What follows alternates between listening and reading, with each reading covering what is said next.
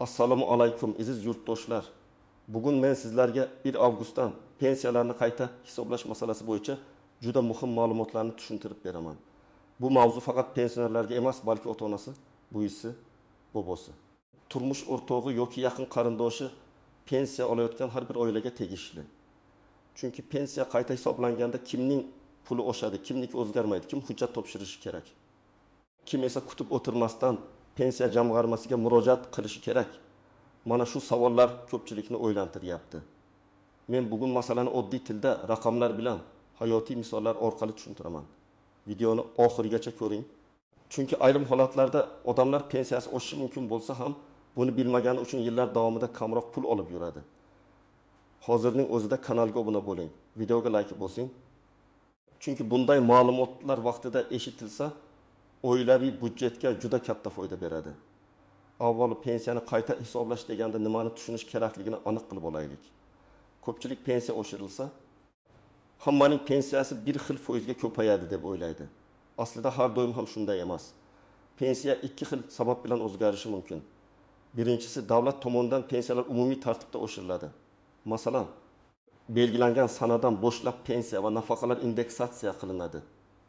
Ya'ni inflyatsiya, narxlar oshishi va ijtimoiy himoya siyosati hisobga olinib, to'lov miqdori ko'paytiriladi. Bunday holatda pensioner alohida ariza yozmasa ham tizim bo'yicha pensiya avtomatik oshiriladi. Ikkinchisi esa aynan qayta hisoblash. Qayta hisoblash deganda pensionerning ish staji, ish haqi, qo'shimcha hujjatlari, imtiyozli davrlari, nogironlik holati, boquvchisini yo'qotganlik asoslari yoki boshqa qonuniy omillar qaytadan ko'rib chiqilishi tushuniladi. Ya'ni oldin pensiya tayinlanganda ayrim hujjatlar yetishmagan bo'lishi mumkin. Ish haqi to'g'risidagi ma'lumotlar to'liq kiritilmagan bo'lishi mumkin. Fuqaro pensiyaga chiqqandan keyin ham ishlagan bo'lishi mumkin. Yoki qonunchilikda yangi tartib kuchga kirgan bo'lishi mumkin. Mana shunday vaziyatlarda pensiya qayta hisoblanadi. 1 avgustdan boshlab ko'pchilikni qiziqtirayotgan asosiy savol shuki, bu qayta hisoblash kimlarga tegadi? Men buni shunday tushuntiraman. Agar sizning pensiyangiz faqat umumiy oshirish hisobiga ko'payadigan bo'lsa, siz hech narsa qilmasligingiz mumkin. Lekin agar sizda qo'shimcha staj, ilgari hisobga olinmagan ish davri, yuqori ish haqi haqida hujjat, bolalar parvarishi davri, harbiy xizmat, zararli mehnat sharoiti, boshqa respublika yoki tashkilotdan olingan arxiv ma'lumoti bo'lsa, unda siz befarq bo'lmasligingiz kerak. Chunki bunday hujjatlar pensiya miqdoriga ta'sir qilishi mumkin. Oldin pensiya tayinlashda ko'p narsa hujjatga bog'liq edi. Odam ishlagan, lekin mehnat daftarchasida yozuv noto'g'ri tushgan bo'lishi mumkin. Tashkilot yopilib ketgan, arxiv topilmagan, ish haqi haqida ma'lumot bo'lmagan bo'lishi mumkin. Natijada fuqaroning real mehnat faoliyati bor, lekin pensiya hisobida bu to'liq aks etmagan. Men amaliyotda bunday holatlarni ko'p ko'rganman. Odam 35 yil ishlaganman deydi. Tizimda esa 27 yil chiqadi. Yoki ayol kishi bir necha farzandni tarbiyalagan, ayrim davrlar pensiya hisobida to'g'ri aks etmagan. Yoki erkak kishi pensiya chiqqandan keyin yana 30 yil rasmiy ishlagan. Lekin qayta hisoblash uchun murojaat qilmagan. Hozir esa ma'lumotlar tobora elektronlashyapti. Ish staji, ish haqi, soliq to'lovlari, mehnat shartnomalari, ayrim arxiv ma'lumotlari elektron bazalar orqali tekshiriladi. Bu yaxshi tomoni shundaki, fuqaro har bir qog'ozni qo'lida ko'tarib yurishi shart bo'lmagan holatlar ko'paymoqda. Lekin bu hamma narsa avtomatik to'liq bo'ladi degan emas. Ayniqsa eski yillarda ishlaganlar, sovxoz, kolxoz, zavod, qurilish tashkiloti, maktab, shifoxona, temir yo'l, paxta tozalash korxonasi, sobiq shirkat xo'jaligi yoki hozir tugatilgan idoralarda ishlaganlar o'z hujjatlarini tekshirtirishi kerak. 1 avgustdan keyingi eng muhim o'zgarish shundan iboratki, qayta hisoblash masalasi faqat pensiya yoshiga yetgan odamlar uchun emas, balki pensiyasi allaqachon tayinlangan shaxslar uchun ham dolzarb. Ya'ni men pensiyaga 5 yil oldin chiqqanman, endi menga tegmaydi deb o'ylash noto'g'ri. Agar sizda yangi asos paydo bo'lgan bo'lsa, pensiya qayta ko'rib chiqilishi mumkin. Masalan, avval arxiv topilmagan, keyin topildi. Avval ish haqi haqida ma'lumot yo'q edi, keyin korxona hujjat berdi. Avval staj noto'g'ri kiritilgan, keyin xato aniqlangan. Bunday holatda murojaat qilish kerak. Birinchi navbatda pensiyaga chiqqandan keyin ishlashda davom etgan fuqarolar e'tiborli bo'lishi kerak. Masalan, bir kishi 6 yoshda pensiyaga chiqdi, lekin yana 2 yil qorovul, haydovchi, ustaxona ishchisi yoki o'qituvchi bo'lib rasmiy ishladi. Agar bu davr uchun ijtimoiy soliq to'langan, mehnat munosabatlari rasmiy bo'lgan bo'lsa, u davr ayrim holatlarda pensiya hisobiga ta'sir qilishi mumkin. Lekin odamlar ko'pincha o'zi borib so'ramaydi. Pensiya kelyapti. Demak, hammasi joyida deb yuradi. Aslida esa qo'shimcha ishlagan davrni qayta hisoblatish kerak bo'lishi mumkin. Ikkinchi guruh ish staji to'liq hisobga olinmagan pensionerlar. Masalan, opa 1995 yildan 1998 yilgacha tikuv fabrikasida ishlagan. Keyin fabrika yopilgan. Mehnat daftarchasida muhr noaniq, arxiv hujjati vaqtida topilmagan. Pensiya tayinlanganda bu davrning faqat 7 yil hisobga olingan. Qolgan 6 yil bo'yicha tasdiq etmagan. Oradan vaqt o'tib, arxivdan ma'lumotnoma topildi. Mana shu holatda pensiyani qayta hisoblash talab qilinadi. Agar bu 6 yil staj qo'shilsa, pensiya sezilarli o'sishi mumkin. Ayniqsa oldingi pensiya minimal darajaga yaqin bo'lgan bo'lsa. Uchinchi guruh ish haqi bo'yicha foydali davr tanlanmagan fuqarolar. Pensiya hisobida ish staji bilan birga ish haqi ham muhim. Ba'zan fuqaro hayotining bir davrida juda yaxshi maosh olgan bo'ladi. Lekin pensiya tayinlashda aynan o'sha davr hujjati topshirilmagan bo'ladi. Masalan, aka 1990-yillarda zavodda yuqori razryadli mutaxassis bo'lib ishlagan. Keyingi yillarda kichik maoshli ishda ishlagan. Pensiyaga chiqqanda faqat keyingi ma'lumotlar asosida hisoblangan. Agar oldingi yuqoriroq ish haqi to'g'risida arxiv ma'lumoti topilsa, pensiya miqdori qayta ko'rib chiqilishi mumkin. 4-guruh nogironligi bor shaxslar, boquvchisini yo'qotgan oilalar va imtiyozli toifalar. Bu yerda masala yanada nozik.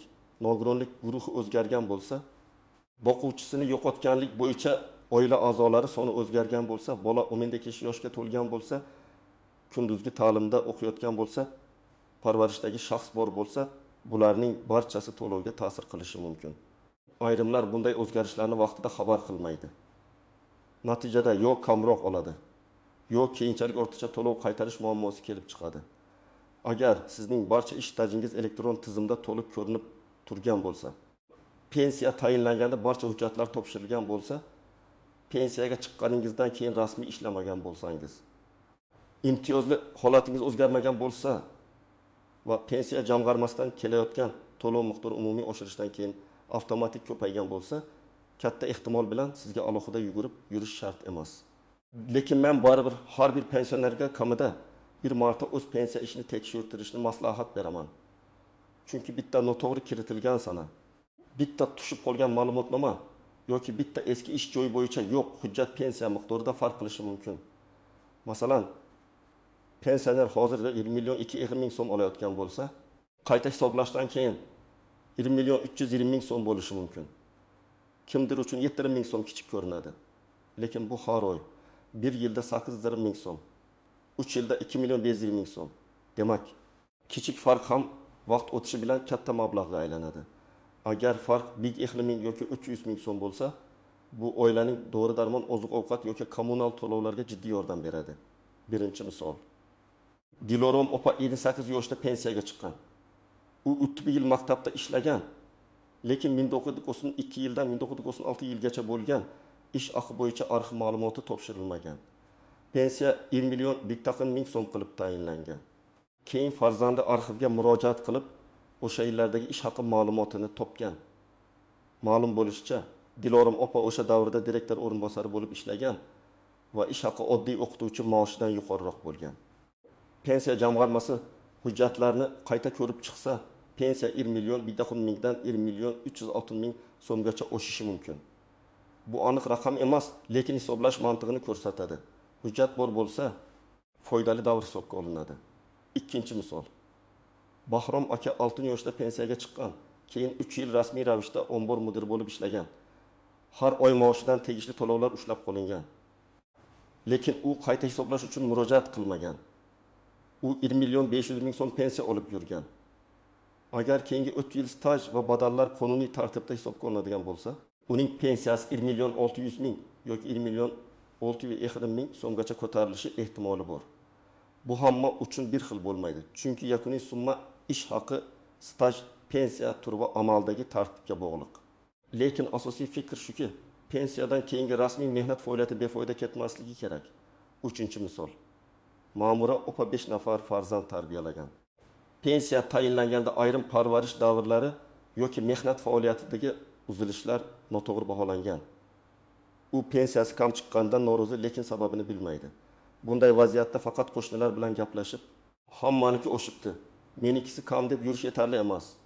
Pensiya ishida qaysi davrlar hisobga olingani, qaysi davrlar olinmagani, qaysi hujjatlar yetishmayotgani aniqlanishi kerak. Agar asos bo'lsa, qayta hisoblash so'raladi. 4-misol. Rustam aka bir umr qurilishda ishlagan, ayrim yillarda zararli yoki og'ir mehnat sharoitida bo'lgan. Lekin mehnat daftarchasida lavozim nomi umumiy yozilgan, masalan ishchi deb turibdi. Aslida u betonchi. Payvandchi yoki balandlikda ishlovchi mutaxassis bo'lgan. Imtiyozli stajni tasdiqlash uchun faqat og'zaki gap yetmaydi. Buyruqlar, lavozim ro'yxati, ish sharoiti bo'yicha ma'lumot, korxona arxivi yoki boshqa tasdiqlovchi hujjatlar kerak bo'ladi. Agar shular topsa, pensiya hisobiga ta'sir qilishi mumkin. Pensiya oshishi bir necha yo'l bilan bo'ladi. Birinchisi, bazaviy miqdor yoki eng kam pensiya darajasi oshirilsa, past pensiya oluvchilar sezilarli farqni ko'rishi mumkin. Masalan, kimning pensiyasi eng kam miqdorga yaqin bo'lsa, davlat tomonidan belgilangan minimal kafolatlar sabab uning to'lovi yuqoriga tortilishi mumkin. Bu ijtimoiy himoya uchun muhim. Chunki eng kam daromadli pensionerlar narxlar oshishidan eng ko'p qiynaladi. Ikkinchisi, individual ko'rsatkichlar asosida oshiriladi. Bu yerda odamning staji, ish haqi, pensiya hisobida qo'llanadigan koeffitsiyentlar, qo'shimcha hujjatlar rol o'ynaydi. Bir odamning pensiyasi 1000 so'mga oshsa, boshqasiniki 2000 so'mga oshishi mumkin. Shuning uchun falonchining pensiyasi shuncha oshdi, meniki nega unday emas degan savolga bitta javob yo'q. Har bir pensiya ishi alohida hisob-kitob qilinadi. Uchinchisi, xatolar tuzatilganda oshiriladi. Men buni alohida aytaman. Pensiya organlarida ham, arxivlarda ham, eski hujjatlarda ham texnik xatolar bo'lishi mumkin. Sana noto'g'ri yozilgan, familiya bir harf bilan farq qilgan, otasining ismi boshqacha tushgan, korxona nomi o'zgargan, lavozim nomi qisqartirilgan bo'lishi mumkin. Bunday holatda oddiy ariza bilan ish bitmasligi mumkin. Qo'shimcha tasdiqlovchi hujjat, ayrim hollarda sud orqali faktni belgilash ham talab qilinadi. Eng birinchi istisno shuki, hammaning pensiyasi bir xil miqdorda oshmaydi. Televizorda yoki internetda 1 avgustdan pensiyalar oshadi degan gapni eshitgan odam ertasi kuni kartasiga katta pul tushishini kutadi.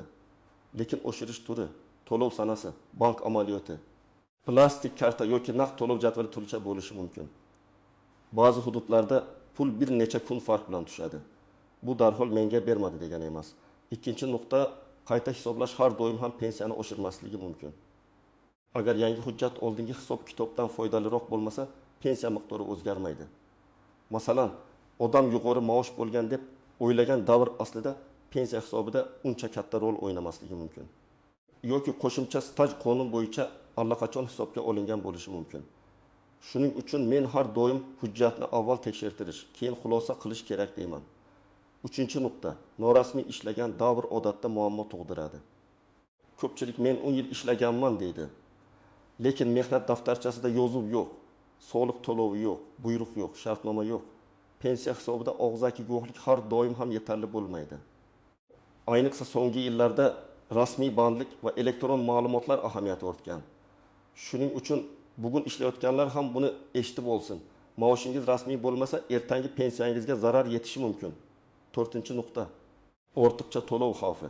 Agar pensioner o'z holatidagi o'zgarishni yashirsa yoki vaqtida xabar bermasa, keyinchalik ortiqcha to'langan pul qaytarilishi talab qilinishi mumkin.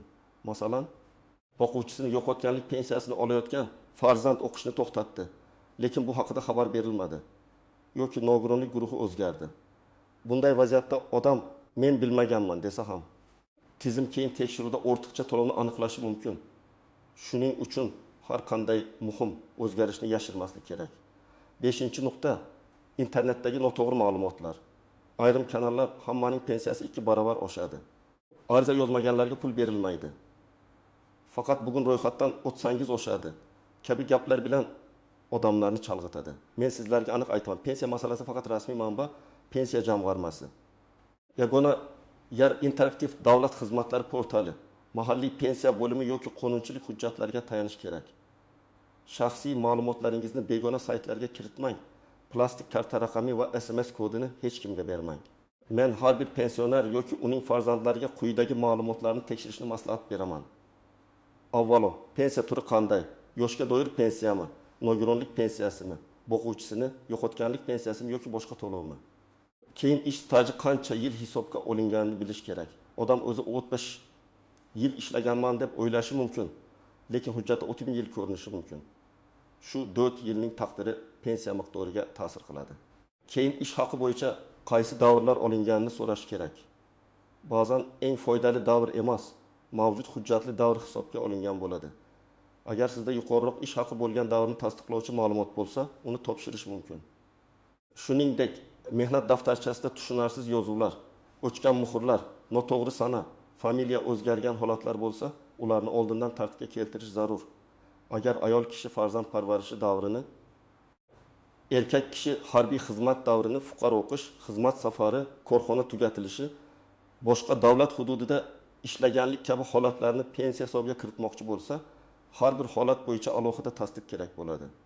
Bu tasdiq mehnat daftarchasi, arxiv ma'lumoti, harbiy bilet, tug'ilganlik guvohnomalari, nikoh yoki familiya o'zgarganini tasdiqlovchi hujjat, ish beruvchi ma'lumotnomasi, sud qarori yoki boshqa rasmiy hujjat bo'lishi mumkin. Endi eng kerakli joyiga o'tamiz. Siz nima qilishingiz kerak? Birinchi qadam, pensiya miqdoringiz va oxirgi to'lovlaringizni tekshiring.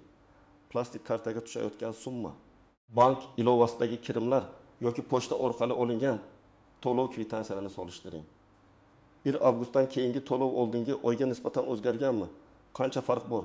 Buni yozib qo'ying. Ikkinchi qadam. O'zingizning pensiya hujjatlaringizni yig'ing. Pasport yoki ID karta, pensiya guvohnomasi, mehnat daftarchasi, ish haqi to'g'risidagi ma'lumotnomalar, harbiy bilet, farzandlarning tug'ilganlik guvohnomalari, nikoh guvohnomasi, familiya o'zgargan bo'lsa tasdiqlovchi hujjat, nogironlik bo'yicha TMEK yoki tibbiy mehnat ekspertiza hujjatlari, arxivdan olingan ma'lumotlar bo'lsa, barchasini alohida papkaga joylang. Hujjatlar tartibli bo'lsa, masala tezroq hal bo'ladi. 3-qadam, yashash joyingizdagi pensiya jamg'armasi bo'limiga murojaat qiling yoki elektron xizmatlar orqali ma'lumot oling. Murojaatda aniq yozing: mening pensiyamni qayta hisoblash uchun pensiya ishimdagi staj va ish haqi ma'lumotlarini tekshirib berishingizni so'rayman. Agar aniq davr bo'lsa, masalan, 1998-1994 yillarida ishlagan joyim hisobga olinmagan deb o'ylayman, deb ko'rsating. Qanchalik aniq yozsangiz, javob ham shunchalik aniq bo'ladi. 4-qadam, arxivga murojaat qilishdan qo'rqmang. Agar korxona yopilgan bo'lsa, hujjatlar tuman yoki viloyat arxivida bo'lishi mumkin. Murojaatda korxona nomi, ishlagan yillaringiz, lavozimingiz, iloji bo'lsa eski manzilni ko'rsating. Masalan, men 1926 yildan 1933 yilgacha falon paxta tozalash zavodida hisobchi bo'lib ishlaganman. Staji va ish haqi haqida arxiv ma'lumoti berishingizni so'rayman.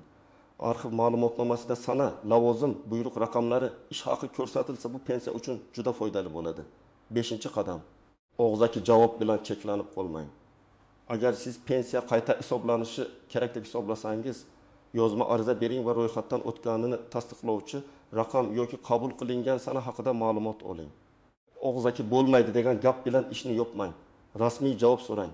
Chunki rasmiy javobda nega hisobga olinmagani, qaysi hujjat yetishmayotgani yoki qaysi norma asos bo'lgani yozilishi kerak. 6-qadam. Agar rad javobi asossiz deb hisoblasangiz, yuqori turuvchi tashkilotga yoki sudga murojaat qilish imkoniyatingiz bor. Men har doim aytaman, sud oxirgi choradir. Avval hujjatlarni to'liq yig'ish, pensiya bo'limi bilan rasmiy yozishma qilish, arxiv javoblarini olish kerak. Lekin ayrim hollarda, masalan, ish staji faktini tasdiqlash uchun hujjat saqlanmagan bo'lsa, sud orqali yuridik faktni belgilash talab qilinishi mumkin. Eng katta xato menga baribir oshmaydi deb tekshirtirmaslik. Ko'p odamlar aynan shunday o'ylab imkoniyatni boy beradi. 2-xato, hujjatlarni boshqalarga berib yuborish. Asl hujjatlaringizni faqat rasmiy idoraga belgilangan tartibda ko'rsating. Notanish odam pensiyangizni oshirib beraman deb pul so'rasa, ehtiyot bo'ling. Pensiyani oshirish faqat qonuniy hujjatlar asosida bo'ladi. Tanish bilish yoki yashirin to'lov bilan emas. 3-xato. Hisob kitobni faqat qo'shnining pensiyasi bilan solishtirish. 2 odam bir ko'chada yashashi mumkin, lekin biri 10 yil rasmiy ishlagan, boshqasi 22 yil. Biri yuqori maosh olgan, boshqasi minimal maoshda ishlagan. Biri imtiyozli stajga ega, boshqasida bunday asos yo'q. Shuning uchun pensiya miqdori har xil bo'lishi tabiiy. 4-xato, muddatlarga e'tibor bermaslik. ayrim to'lovlar murojaat qilingan kundan, ayrimlar huquq paydo bo'lgan kundan, ayrimlar hujjat topshirilgan sanadan boshlab hisoblanishi mumkin. Bu juda muhim. Agar siz bugun hujjat topshirishingiz mumkin bo'lsa, uni yarim yilga kechiktirmang. Kechikish ba'zan pul yo'qotish degani. Men mutaxassis sifatida shuni aytaman. Men avgustdan pensiyalarni qayta hisoblash mavzusida eng to'g'ri yo'l vahimaga tushmasdan, lekin befarq ham bo'lmasdan harakat qilishdir. Agar pensiyangiz avtomatik oshsa, bu yaxshi. Lekin sizda qo'shimcha staj, ish haqi, arxiv hujjati, pensiyadan keyingi rasmiy ish davri yoki imtiyozli holat bo'lsa, albatta tekshirtiring. Chunki pensiya bu bir martalik to'lov emas. Har oy keladigan daromad. Bugun to'g'ri hisoblatilgan pensiya ertaga ham, keyingi oy ham, keyingi yillarda ham sizga foyda beradi. Oilada pensioner bo'lsa, farzandlar ham yordam bersin. Keksalar arxivga borishga, elektron xizmatlardan foydalanishga, ariza yozishga qiynalishi mumkin. Ularga o'zingiz boring demasdan, hujjatlarni tartibga solib bering. Qaysi yillarda qayerda ishlaganini yozib oling, eski daftarcha ma'lumotnomalarni tekshiring. Ba'zan bitta farzandning bir kunlik yordami ota-onaning pensiyasini butunlay o'zgartirib yuboradi. Bugungi mavzudan asosiy xulosa shuki, 1 avgustdan pensiyalar masalasida kimga qancha oshirilishi har bir fuqaroning pensiya turi, ish staji, ish haqi, hujjatlari va qonuniy asoslariga bog'liq. Kimdadir oshish avtomatik bo'ladi, kimdir esa qayta hisoblash uchun ariza berishi kerak. Kimning hujjatlari to'liq bo'lsa, u xotirjamroq bo'ladi. Kimning ish staji yoki maoshi bo'yicha savollar bo'lsa, u albatta tekshirtirish kerak. Sizlardan iltimos izohlarda yozing. Sizning yoki ota-onangizning pensiyasi 1 avgustdan keyin oshdimi? Qancha farq bo'ldi? Qayta hisoblash uchun murojaat qilganmisiz? Boshqalarga ham foydasi tegishi uchun tajribangizni bo'lishing. Videoga like bosing, kanalga obuna bo'ling va yaqinlaringizga yuboring. Chunki bu ma'lumotni vaqtida bilgan odam o'z haqqini talab qila oladi.